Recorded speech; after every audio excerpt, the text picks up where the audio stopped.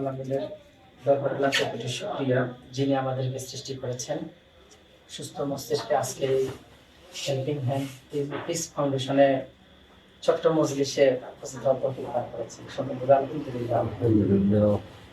তারপর সেই মহান রব্বুল আলামিনের প্যারে হাবিব যাকে সৃষ্টি না করলে এই পৃথিবী সৃষ্টি করা হতো না, সর্বকালের সর্বশ্রেষ্ঠ মহামানব, তার রজা মোবারকে সকলে বলি সাল্লাল্লাহু আলাইহি ওয়াসাল্লাম। আমি ছোট একটা গল্প দিয়ে শুরু করি। আমি রংপুর সরকারি কলেজে যখন বিএ অনার্স ইংলিশ সাবজেক্টে পড়াশোনা করি, সেকেন্ড ইয়ারে পড়ি, ওখানে জুম্মাপাড়া নামের একটা জায়গা আছে, মুসিপট্টি বলা হয়, আমি ওখানে মেসে ছিলাম। তার রাস্তা দিয়ে যাচ্ছিলাম কলেজে, তা কারেন্টের পোলের মধ্যে ছোট্ট একটা কাগজে লেখা ছিল, আমার 50 টাকা হারিয়ে গিয়েছে, যদি কেউ পেয়ে থাকেন ঠিকানা দেওয়া আছে, ওই ঠিকানায় একটু পৌঁছায় দিবেন। একজন বৃদ্ধ মহিলা যে কোনো কারো মারফত লিখে দিচ্ছেন। তা মানুষের তো মন মানসিকতা বিভিন্ন সময় তা আমার কাছে টাকা ছিল না, তারপরও আমি সেখানে গেছি। তো বুড়িমা আমাকে বলল যে বাবা, এরকম করে প্রায় 30 জন আমাকে 50 টাকা করে জমা দিয়েছে। তখন আমি চিন্তা করলাম যে বাংলাদেশে বা পৃথিবীতে ভালো মানুষ আছে, ভালো মানুষ আছে। তার মানে আপনি যতটুকু ভালো করার চিন্তা ভাবনা করতেছেন, আপনার চেয়েও অথবা আরো ভালো কিছু করার পরিকল্পনা সবসময় করে থাকেন। যাই হোক, এটা দিয়ে শুরু করলাম।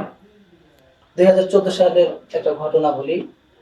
আমাদের ধরনীবাড়িতে একটা সংগঠন আমরা করেছিলাম, ধরনীবাড়ি ছাত্র কল্যাণ সংস্থা, যার ইংরেজিতে অ্যাব্রিভিয়েশন আসে সোয়াড, SWAD, student welfare association of Dharanibari. নামটা খুব যুক্তিযুক্ত ছিল। সেই সংগঠনটা আমরা যখন করি তখন আমরা সবেমাত্র অনার্স আমি সেকেন্ড ইয়ারে করি। তখন আমি 2012 সালে ইন্টারমিডিয়েট কমপ্লিট করি, 2014 সালে সেকেন্ড ইয়ারে পড়ি। ফার্স্ট ইয়ার সেকেন্ড ইয়ার মানে নিউ সেকেন্ড ইয়ার। তখন এই সংগঠনে যখন আমরা যুক্ত হই তখন আমাদেরকে মনের ভেতর একটা প্রফুল্লতা ছিল যে সংগঠনের জন্য যা করার দরকার আমরা সেগুলো করব। আমরা 2014 সালে একটা কুইজ প্রতিযোগিতা করি, এর মাধ্যমে আমাদের সংগঠনটাকে সামনে এগিয়ে নিয়ে যাই। আল্লাহ কি কাজ দেখেন। আসলে এগুলো কেন বলতেছি, সংগঠনটাকে এটাকে বোঝার দরকার আছে। আমার ছোট মানুষ হিসেবে আমি বলতেছি, এনারা তো অনেক সিনিয়র, এনাদের পাশে বসছি, এর যোগ্যতাটাও তো আমার নাই। তো সংগঠনটা যখন গুটি গুটি গুটি পায়ে একটু সামনের দিকে এগিয়ে যাচ্ছে, তখন আমাদের ভেতরে একটা অর্থনৈতিক একটা লোভ এসে গেল। যেখানেই যাই, ভাই আমাদের সংগঠনে একটা প্রোগ্রাম আছে, আপনারা কিছু টাকা দেন। তখন তারা তো 1000 টাকা, 2000 টাকা, 5000 টাকা আমাদেরকে দেয়।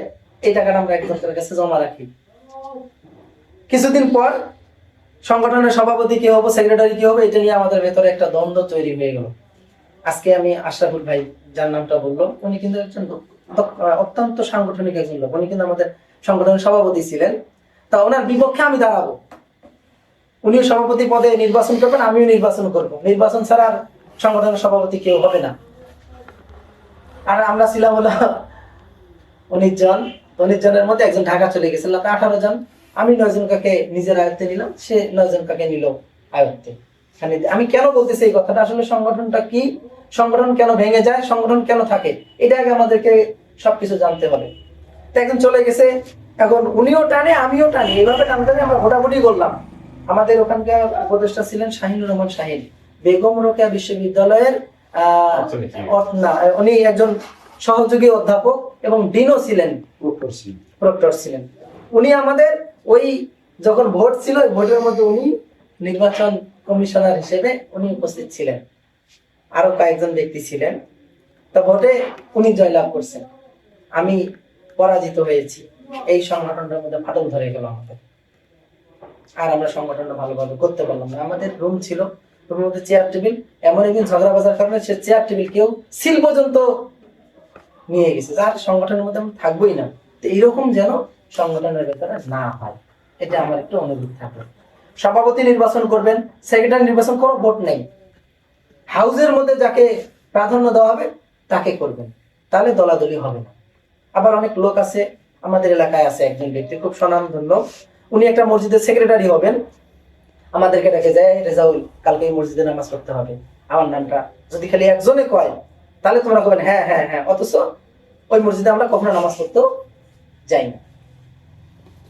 এইরকম যেন না হয়। আমার কথা, আপনারা যাকে নির্বাচিত করবেন তার মাধ্যমে এই সংগঠনের জন্য উত্তরোত্তর উন্নতি যেন সাধিত হয়। যাই হোক, এই অনেকগুলো কথা বললাম আপনাদেরকে। আসলে আমি বাসাটা হচ্ছে আমার 4 নম্বর ওয়ার্ড ধরনীবাড়ি ইউনিয়নে। তা আমি আগামী আসন্ন যে ইউনিয়ন পরিষদ নির্বাচন হচ্ছে, স্থানীয় নির্বাচন, সেখানে ক্ষুদ্র মেধায় আমি ওখানে নির্বাচন করার পরিকল্পনা করেছি, বড় বড় মানুষের সাথে।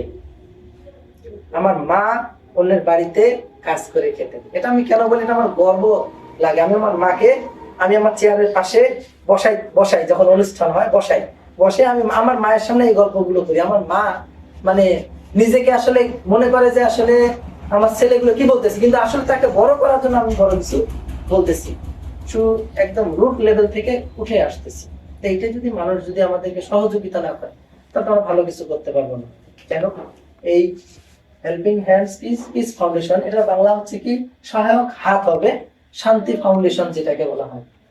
এই নামের অর্থের মাধ্যমে কিন্তু মানুষকে উদ্বুদ্ধ হয়ে যায়। আমি যখন আসলাম খালি একজনকে বলছি যে ভাই আমি চৌমনিতে যাচ্ছি, একটা প্রোগ্রামে যাচ্ছি, আমি সংগঠনের নাম বলি নাই। আমার বললো যে আপনি কি হেল্পিং হ্যান্ড পিস ফাউন্ডেশনে যাচ্ছেন নাকি? হ্যাঁ ভাই আমি ওখানে যাচ্ছি। তাহলে আপনাদের সংগঠনের নাম অলরেডি মানুষের মুখে মুখে চলে গেছে।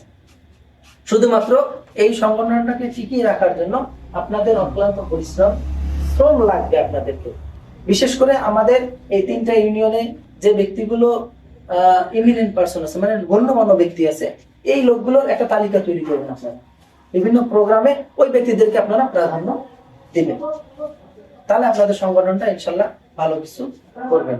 যেহেতু একজন দক্ষ মানুষ, আমি তার কথাবার্তা বুঝাই বলছি যে কোষাধ্যক্ষ, ইনি আলহামদুলিল্লাহ মোটামুটি ভালো আছেন। অবশ্যই তার মাধ্যমে ভালো কিছু অর্জন করা সম্ভব। এই হুজুর আছেন, এনাদের তো বললাম না, এনাদের ছাত্র হওয়ার যোগ্যতা আমাদের নেই। তাহলে আমরা সকলেই ভালো কিছু করব। আর আমার পক্ষ থেকে আমাকে একজন বলছিলেন যে ভাই আমাদের ডেকোরেশনের কিছু দরকার আছে। আমি স্বল্প আর্থিক অর্জনকারী ব্যক্তি, আমি একটা 8 ফিট একটা টেবিল দেব এবং ওখানে 4টা করে চেয়ার, 8টা আমি চেয়ার দেবো আপনাদেরকে। এর পরবর্তীতে যদি আরো কিছু দিতে পারি ইনশাল্লাহ আমি আমার পক্ষ থেকে দিয়ে দেবো। এগুলো আমি